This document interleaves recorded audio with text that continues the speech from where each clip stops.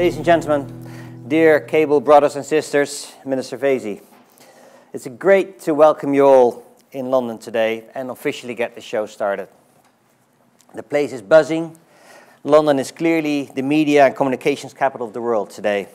And yes, we're here in big numbers to make our point. We're here this week to tell you everything about another great year for cable, with continued strong growth in our core lines of business, particularly in broadband, and an unmistakable tipping point into the digital interactive television universe. After all these years of investing, the cable industry is not just delivering on its promise, it has become exciting and cool. Our customers get the fastest broadband on the planet, great video on demand, well-designed multi-screen applications, and a completely new way of integrating that old friend, the television, into the modern household. Our business partners are witnessing an endless new string of opportunities to develop new products and services, and we are offering an ever more inspiring environment for all the talented professionals working in this industry. Genuinely a great place to work. And that includes myself. There have been few years more eventful, fun, and thrilling in my career in cable. Clearly, there's also a continuing structural change in our markets. Our customers these days care not just about the reliability of service, they care about sharing, personalizing, design, ease of use, and intuitive user interfaces. And most of all, they care about the kind of companies we are, our mission in life, and our values. And that, of course, requires a permanent willingness to innovate, change and adapt, to converge and to create scale. And I think we're doing our bit to consolidate the fragmented European communications industry, an industry which will need more transnational and national mergers and acquisitions to stand its ground on a world level. For regulators and competition authorities, this requires a forward analysis of these fast-paced industries, and unfortunately, not all of them are there yet. And the best thing we can do as an industry is to prove our point in the market, with an endless flow of digital TV products, apps, and interactive services.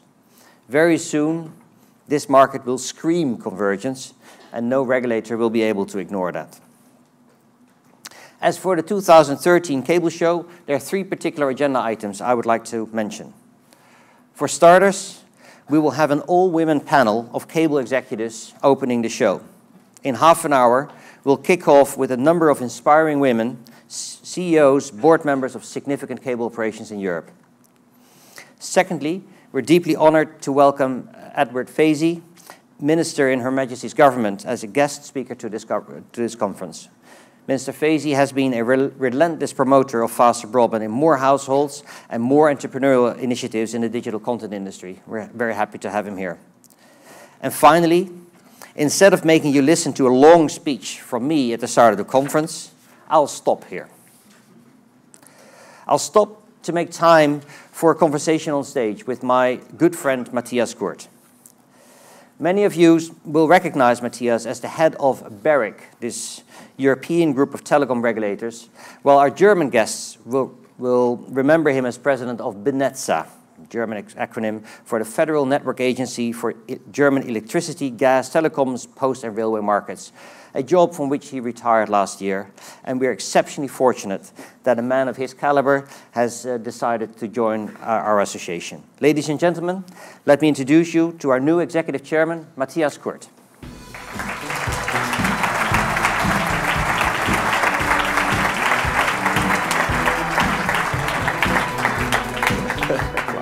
Hey, it's here. Thank you. So, good morning to you. Good morning. Last year, you were a guest to this conference, Matthias, and now you're actually one of the hosts. What is the main difference? How do you see this industry now from the inside, having looked at it from the outside for so many years? I think the main thing is to change perspectives is sometimes quite healthy for your own life, but also I think for the industry, because being a regulator, I always tried, and you know, in Germany we didn't regulate cable, as you know, so we always had been good friends before, you know, so we had that much conflict. That was the reason. But even, you know, being part of this regulators group, and I know what you said, there are sometimes different views, and it's good to know them from inside, to know their arguments. But it's a back and forth. And now, being with the cable industry, I think I can bring this knowledge also to my former colleagues, you know. And what we have seen now in Brussels with Nelly Kroes and others is that the relevance of cable now is much more appreciated than it used to be.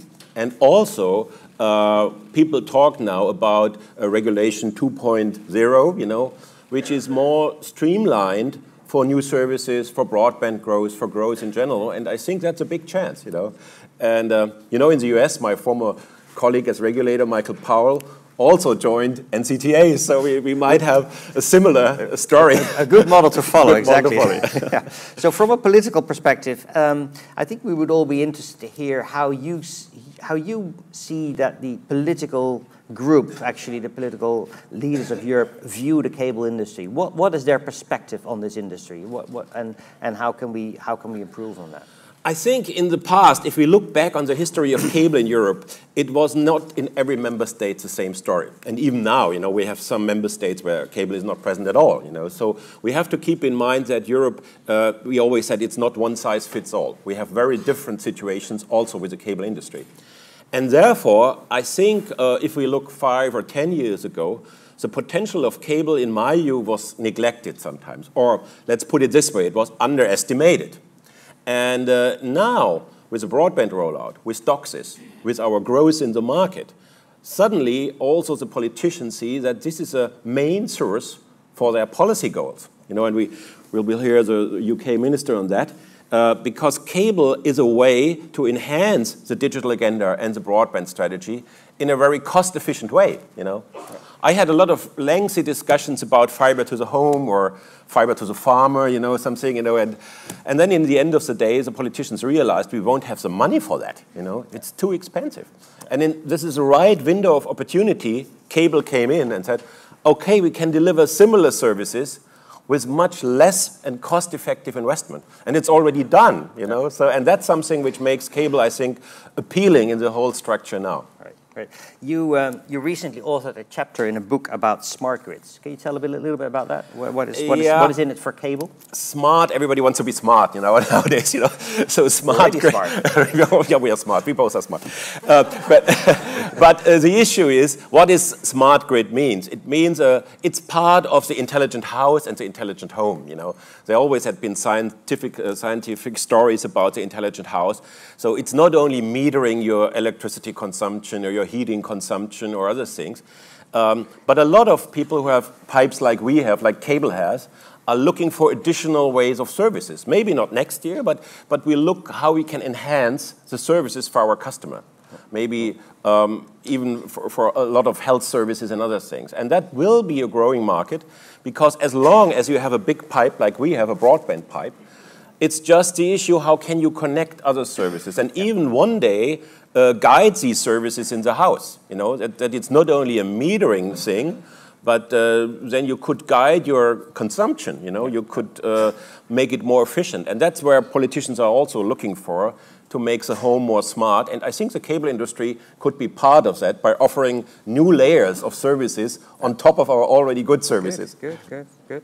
Well, you certainly have come a long way from your days as a student representative in the grammar school in Heidelberg many years ago, many moons ago. And now speaking for Europe's cable millions of customers, what is your main message to all those customers in Europe? What does cable have in store for them? I think I'm already, and we had this discussion with the press just briefly, we could be proud that if we compare each other with other services, cable is better off in quality of service, hopefully also in customer relations. And we think that not only, and that would be my point, most of the people don't know about the technologies. I think if you would ask here in London in the streets who knows DOCSIS 3, we will find fairly somebody who knows that, you know. But everybody knows about quality of service, you know, a reliable service, a trustworthy service. And I think that should be our main focus, to make the customer experience better than the others. And then I'm sure that we will be in the upfront of competition also in the future. Great. I should this is where you ask a question of me. Okay, maybe a difficult one. Mario, because you're so experienced with Cable Europe and with this industry, so I would like to know, what is your view or your vision for the next 5 years? It's a difficult issue, but maybe you can... No, it's not that difficult. You know, I will continue to be available for a whole range of duties for the association. You know, my life is with this group, and it's been a great couple of years to work with all of them. But as you may have noticed, kind of last year I became a member of the executive team of my company. We're actually busy acquiring some of your members, so, that presents some challenges in itself. So we all thought it was good for you, and we're very happy to have you on board as a more permanent chairman to run the day-to-day business of this association.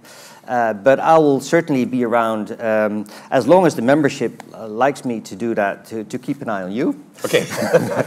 and on how the association is doing in general. Okay. But it's a fun business, and we'll keep doing it for quite a bit. Okay. Thank you very Let's much. work together. Thanks, Matthias. Okay. Thanks, Manuel.